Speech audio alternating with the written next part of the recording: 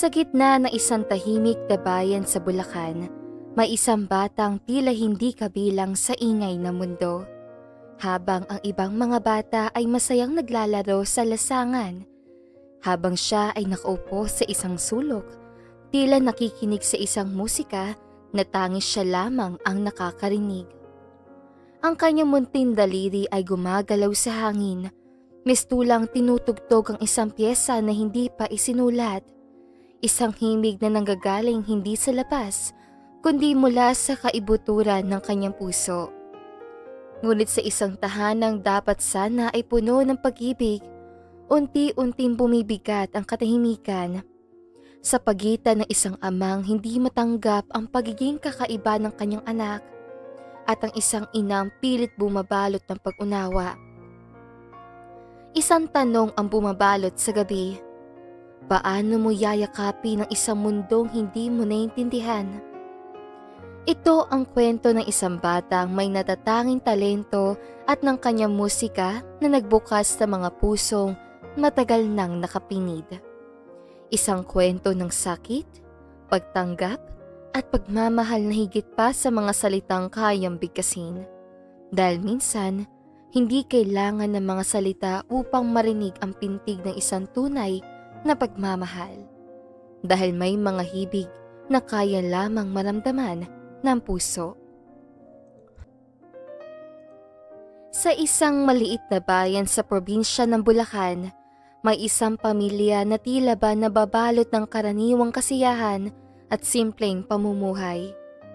Si Arturo, isang masipag na manggagawa sa pabrika, at ang kanyang asawang si Liza ay may isang anak na lalaki na nangangalang Enzo. 6 na taong gulang si Enzo, ngunit mula nang siya ay ipinanganak, napansin na ng kanyang mga magulang ang pagiging kakaiba niya. Tahimik si Enzo at bihirang ngumiti. Sa halip na makipaglaro sa ibang bata, mas pinipili niyang mag-isa at nagiging balisa kapag masyadong maraming tao o ingay sa paligid. Si Liza, bilang isang mapagmahal na ina, ay madalas magtaka sa mga kakaibang ugali ng kanyang anak. Mahal na mahal niya si Enzo, ngunit sa kabila ng kanyang malasakit, may mga pagkakataong hindi niya alam kung paano siya tutulungan. Si Arturo naman, kahit na masipag at responsabling ama, ay hindi na iwasang mag-alala. Madalas niyang itago ang kanyang takot at pagkabahala, ngunit nahihirapan siyang intindihin ang anak na tila may ibang mundo sa kanyang paligid.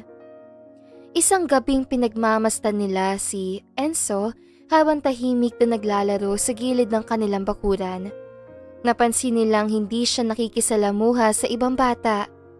Hindi tulad ng ibang mga bata sa kanyang edad, ang batang si Enzo ay mas kontento sa pagiging mag-isa at pagmamasid sa kalikasan. Minsan, habang ang mga ibon ay humuhuni, sumasabay siya sa mga tunog ng hangin. Tila ay nasa ibang mundo ito. Bilang magulang, nag-aalala sina Liza at Arturo sa kanilang anak. Bagamat mahal na mahal nila si Enzo, hindi nila maintindihan ang ilang kakaibang ugali ng bata. Sila ay nagsimulang magtanong kung may iba-ibang nangyayari kay Enzo na hindi nila naiisip. Madalas din nilang napapansin na hindi siya nagkakaroon ng masyadong ugnayan sa iba pang bata. Hindi ito kasing aktibo ng ibang mga bata sa kanyang edad. Nakaupo lamang siya sa mga gilid ng kanilang bakuran, tahimik, nagmamasid, at paminsan-minsan ay sumasabay sa mga tunog ng kalikasan na parang may ibang mundo siya. Isang araw, nagpasya si Liza na dalhin si Enzo sa espesyalista matapos ang maraming obserbasyon at pangamba.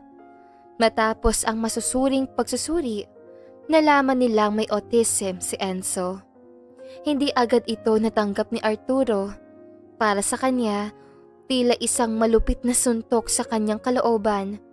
Mabilis na pumasok sa kanyang isipan ang mga tanong na hindi niya kayang sagutin. Nag-aalala siya sa magiging kinabukasan ng kanyang anak at ang mga hamon na maaaring kaharapin nila. Ano ang ibig mo sabihin? May sakit ang anak ko? Tanong ni Arturo habang nakakunot ang noo at nanlalamig ang boses. Ang mga salita ay tila baga nahulog mula sa kanyang bibig na may mabigat na pakiramdam. Hindi naman sakit ito, Arturo.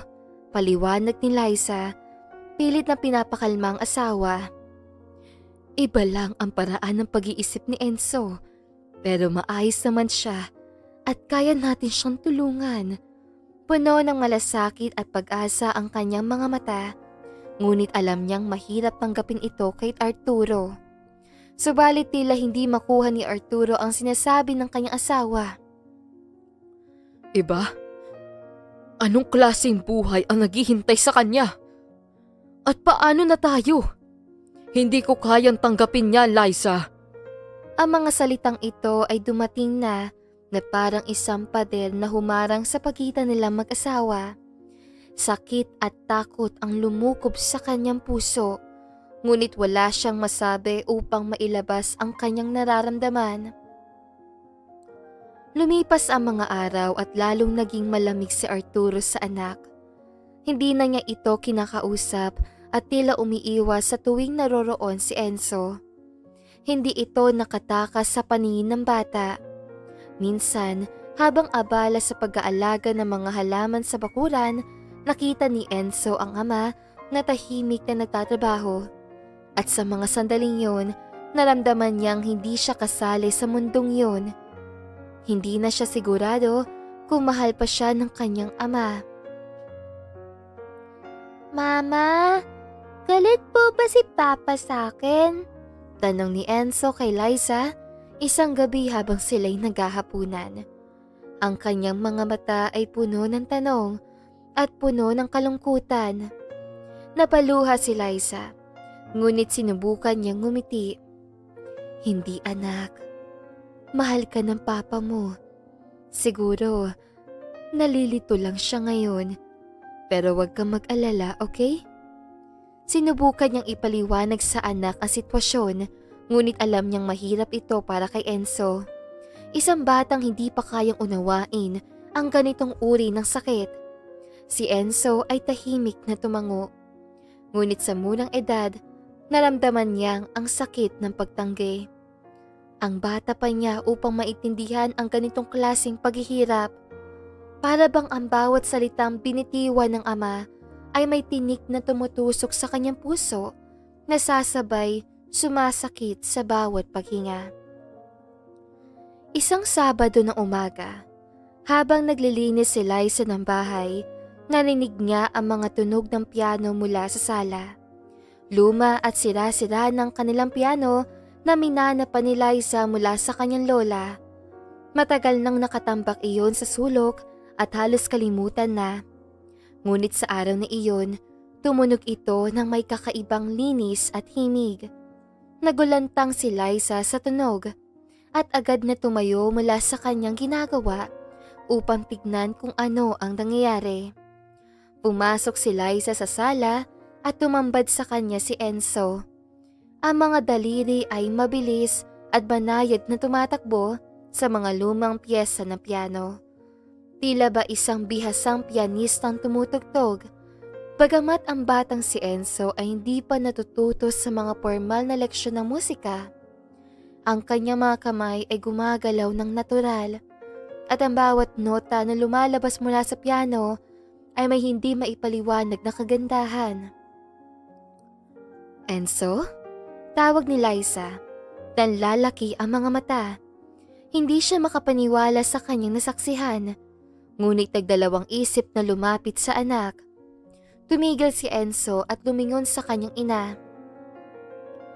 Mama, gusto ko pong magpatugtog. Masaya po ako dito. Ang mga mata ni Enzo ay nagliliwanag ng kaligayahan. Hindi makapaniwala si Liza. Anak, saan mo natutunan yan? Tanong niya kahit na hindi pa rin makapaniwala sa talentong ipinapakita ng kanyang anak. Naririnig ko lang po minsan sa TV At sa radyo? Sagot ni Enzo habang patuloy ni pinagpapatuloy ang kanyang himig.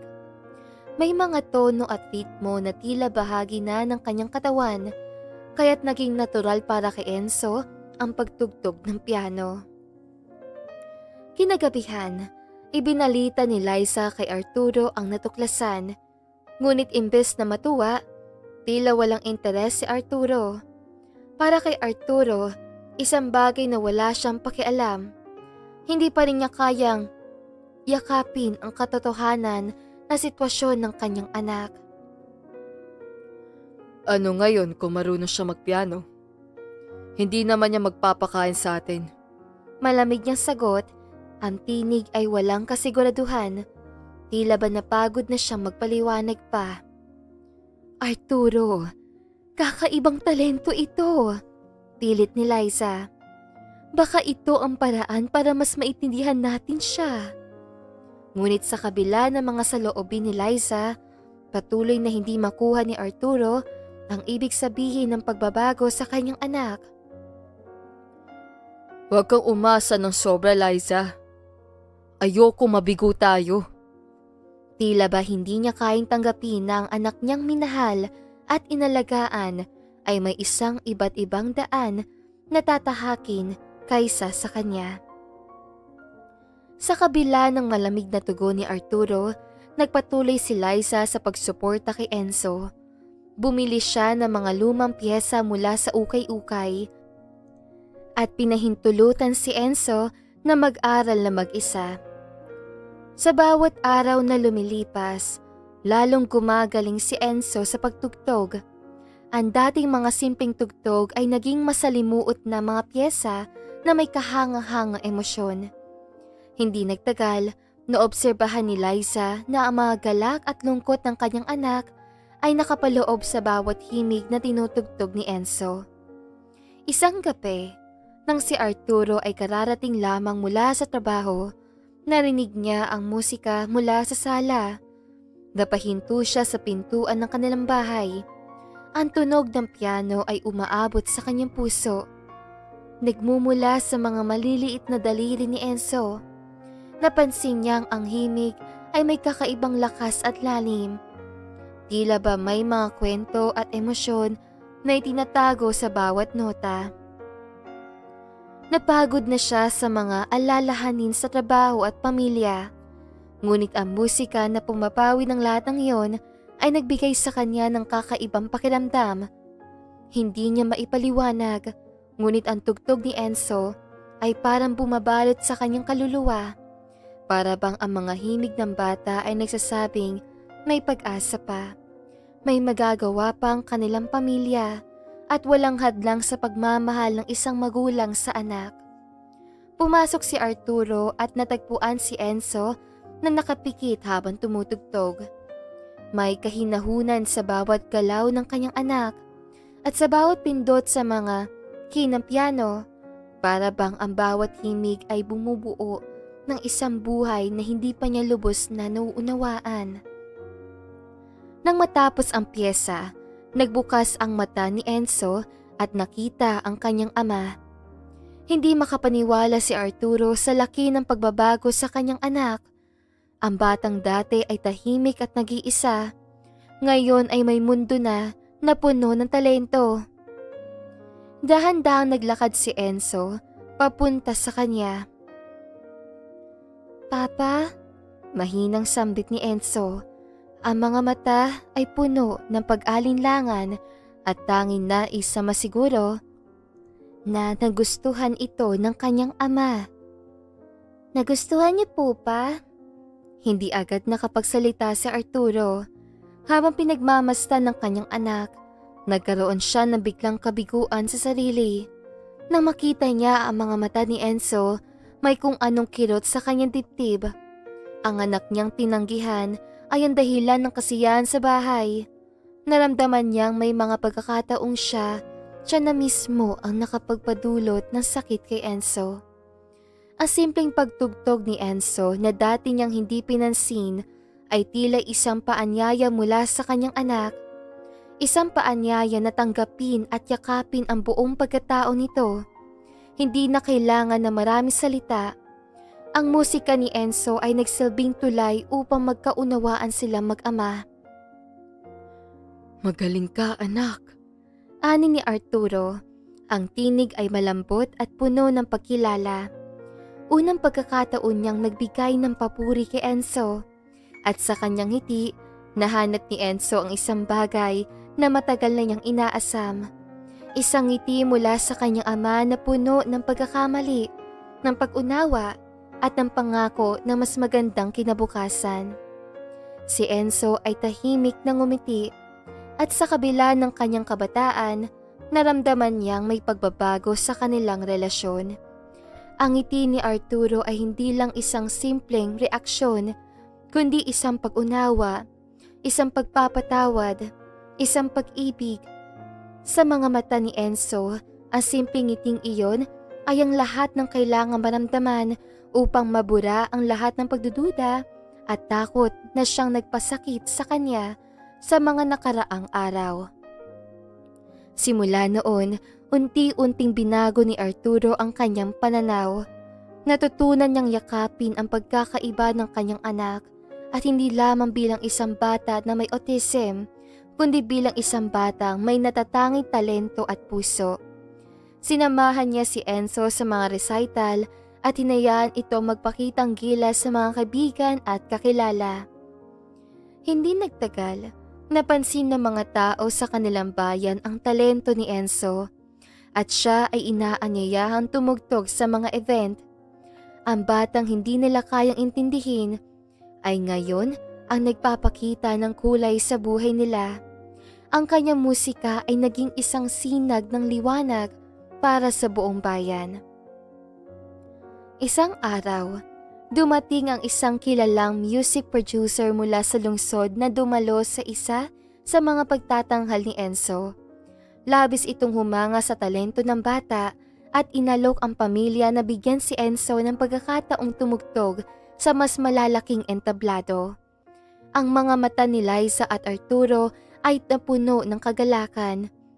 Ngunit sa likod ng saya, may malalim na pasasalamat na nagsimula ring sumikip sa kanilang mga puso. Ito na ang simula ng pangarap ni Enzo. Ani ng producer. Sigurado akong malayo ang mararating ng batang to. Ang mga salitang iyon ay hindi lang nagbigay ng pag-asa, kundi nagpatibay ng kanilang pananampalataya sa kanilang anak at sa kanilang pamilya. Ang isang pangarap na matagal na nilang iniiwasan ay ngayon naging posibilidad. Hindi makapaniwala si Arturo at Liza. Ang batang dating kinatatakutan ni Arturo na maging pabigat ay ngayon nagiging inspirasyon ng marami. Ang batang kanilang tinanggihan ay natutong magbigay ng pag-asa at liwanag sa buhay ng iba. Sa bawat hakbang na ginawa ni Enzo, nagbago ang buhay ng bawat isa sa kanila. Si Arturo, na unang nag-atubili, ngayon ay puno ng pagmamalaki sa kanyang anak. Sa araw ng unang malaking konsyerto ni Enzo sa lungsod, napuno ang venue ng mga tao habang nakaupo sa backstage. Lumapit si Arturo sa kanyang anak. Yumuko siya at hinawakan ang maliit na kamay ni Enzo. Sa sandaling yon, naramdaman niya ang bigat ng bawat hakbang ng kanilang pamilya. Ngunit sa kabila ng lahat ng pagsubok, naramdaman niyang natutunan nilang magpatawad at magtagumpay bilang magkapamilya. Anak, patawarin mo si Papa. Ani ni Arturo habang pinipigil ang luha. Mali ako. Dapat noon pa lang, naniwala na ako sa'yo. Mahal na mahal kita, Enzo. Ang mga salitang iyon ay nagmula sa kanyang puso, mga salitang hindi na kayang itago pa. Ngumiti si Enzo at niyakap ang kanyang ama. Mahal ko rin po kayo, Papa. Sa yakap na yon, natagpuan nila ang kanilang mga sariling nakangiti at masaya. Ang musika ni Enzo ay nagsilbing gabay upang mas mapalalim ang kanilang ugnayan. At sa bawat nota, natutunan nilang magpatawad at tanggapin ang kanilang mga kahinaan at lakas. Na magsimula na ang konsyerto, umupo si Enzo sa harap ng malaking piano. Nang tumama ang unang nota, tila nabalot ang buong lugar ng musika na nagdadala ng ligaya at pag-asa. Ang bawat tugtog ni Enzo ay nagsalaysay na isang kwento ng tapang, pagmamahal at pag-asa. Sa bawat hakbang ng kanyang mga daliri sa piano, nararamdaman ni Arturo ang tibok ng puso ng kanyang anak. Puno ng pagmamahal at tapang. Ang mga himig ay nagsilbing tugon sa lahat ng takot at pagdududa na minsang namayani sa kanilang buhay. Naging matagumpay ang konsyerto at mula noon, patuloy na nakilala si Enzo bilang isang batang henyo sa musika. Ang kanilang pamilya na dating nababalot ng takot at pagdududa ay ngayon puno ng saya at pagmamalaki. At si Arturo, ang amang muntik ng talikuran ng kanyang anak, ay naging pinakamalaking taga-suporta ni Enzo. Sa huli, natutunan ni Arturo na ang pagmamahal ay walang kondisyon at ang musika ng kanilang buhay ay tunay na nagbago dahil sa himig ng puso ni Enzo. Ang mga hamon at pagsubok ay naging parte ng kanilang paglago at sa paglipas ng panahon.